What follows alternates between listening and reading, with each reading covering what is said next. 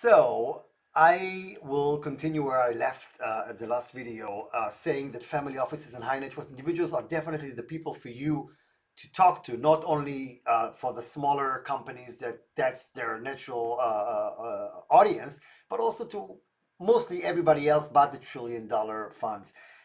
They are going to be and are now seeking for opportunities at a zero interest world, where to invest, how to preserve their wealth. They can make quick decisions, and they are, after all, private wealth and very substantial. You definitely want to reach out to them. And how do you do that when you're looking at the conferences and different groups out there? Which I think personally, especially in recent years, most of the groups that suddenly came out of nowhere with family office in their titles, you really want to avoid. You don't have the resources of UBS or Wells Fargo or EY to do the right due diligence and understand our space, especially when you're a healthcare company or a VC that comes from outside of this space and you're saying, okay, where do I go now? Who do I talk to? So first of all, what you can do, and very easy, just compare the agendas. Just look at the conference's agendas and see the speakers. Are they well-known families or people you never heard of? Sponsors. Do you see alongside the different sponsors some leaders, leading legal firms, CPAs, banks? That is a good sign if you do. And topics. They may sell you a great family office conference and you'll end up going and you'll see everybody are talking about impact investing. But you're actually polluting the oceans with oil. Well, I hope you're not. But you see my point. You gotta make sure that you're speaking at a conference where the topics are actually ones that you can contribute to, that people actually want to hear. It doesn't matter who's in the room. Well, of course it does, but pricing should make sense. You shouldn't be paying $60,000, $80,000 to do a presentation at a conference, no matter who's in the house. It just doesn't make sense. Unless everybody are going to invest in you, in your opportunity, I just don't think that makes sense. It should be reasonable pricing for you to make a good ROI. Parties. I would say don't be the party's clown in a way. Meaning, I see some groups that would do a yacht party and cocktails, and firms would sponsor it very happily.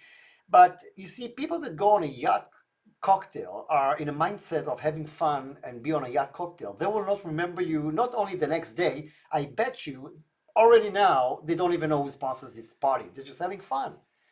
That's not the mindset that's going to give you any value for your money.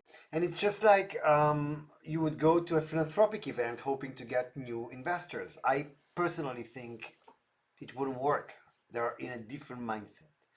And that brings me to the next topic of why I'm not a huge fan of one-on-one meetings, why I would prefer dinners. When I'm doing a private dinner or when you go to someone's dinner, you basically meet people that read about you beforehand and said to themselves, I'm willing to spend my evening with this guy for 3 hours instead of going jogging, watching a movie, or being with my wife or kids, because I think what he's talking about could be interesting and I want to hear more.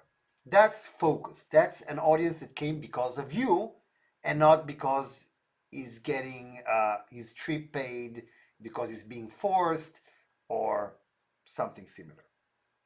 Some conference organizers, unfortunately for them, basically, they need to actually pay the travel and the airfare and the hotels at luxury premises in order to get the families to come.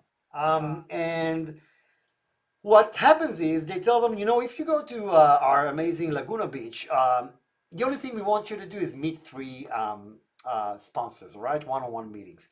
And I spoke with one of the most prominent people in the industry, trust me, a single family office. And she told me, I went to this conference, they paid my travel to come there. The families got their travel and everything taken care of. And I said, okay, I don't mind. They told me, meet one of those sponsors. She said, happily. And she sat with them and but she told me, I do healthcare. And they put me in front of a sponsor that does real estate. We don't even have a common ground. Why was that? Well, that was because the organizer couldn't get them enough right people to meet. So they just just to check the box, made sure that they met with somebody. And even if they meet with the right families, they're saying, oh, I met a family office. Yeah, I did have 3 meetings, nothing came out of it. Maybe it's because the family doesn't invest in the space that you invest. Maybe it's because you didn't meet the decision maker, because the family just wants to, do what it's obligated to do, just get rid of those meetings so now they can finally start to enjoy the resort. When you do a conference at a legal firm, which is very, very boring, if you see families there at a real estate conference, they really come to look at real estate opportunities. If they go to yacht parties, if they go and to different Laguna beaches, in order to meet with you, you need a lot of luck here. Okay, the size that matters in our space, and smaller, better. When I started 11 years ago, I did the first conference in the family office space in Israel. Old wealth, new wealth, international Jewish wealth, complicated world. And I remember I sent emails to Swiss banks. We're doing this thing first time. There's a lot of enthusiasm in the air. We're going to have hundreds of families. And one Swiss bank shared with me, because I didn't know why they didn't come back to us, why would you want hundreds of families? Families want something small, boutique, not something large. So when you see a conference that says the world's mega, largest, super summit happening, I'm not sure you're going to meet families. I think you're going to be meeting a lot like you, selling to each other rather than the right families. And families don't want to be surrounded by people who sell them. They don't want to stand in queues. They want something boutique and small. They want it private. No media. By the way, as an ex-journalist, with shaking hands, we told the Financial Times and the Wall Street Journal throughout the years when they approached us that they cannot send anybody because it's got to stay private. So that's another thing. Avoid families who sell. Sometimes you meet family offices. Well, you can be a next generation of the Bronfman and you'll be working for UBS because UBS hires next generation to do business development because they walk the walk, they talk the talk, and they have the right friends. But they are there under their sell side hat. They're not coming to buy anything from you. You're basically speaking to another seller just like yourself. So you didn't really meet a family office. You met just another asset manager.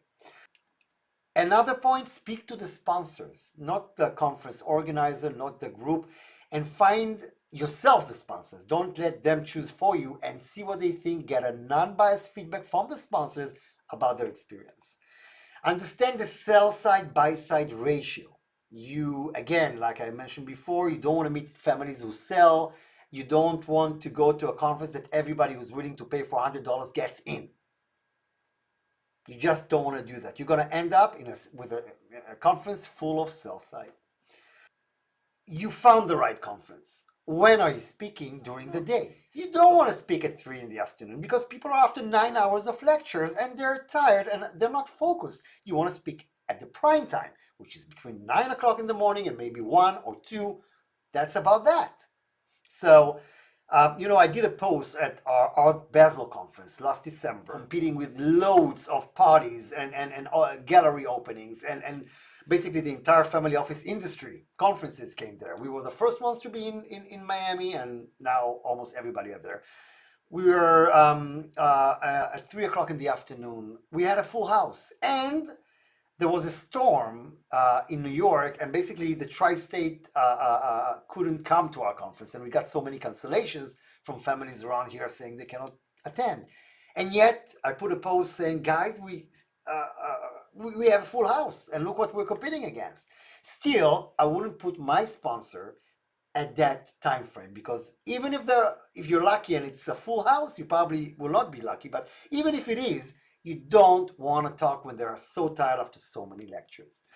And finally, you found the right conference, you speak at the right time, but you mess it up because you don't know what you're doing.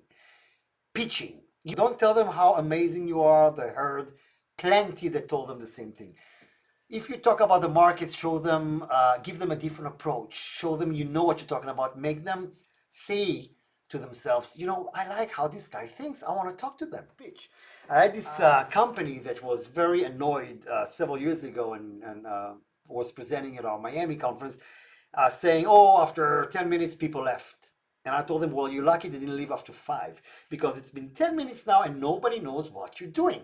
You gotta give an elevator pitch. And in your case, your elevator pitch would work only if the elevator is stuck for 40 minutes with no electricity in sight.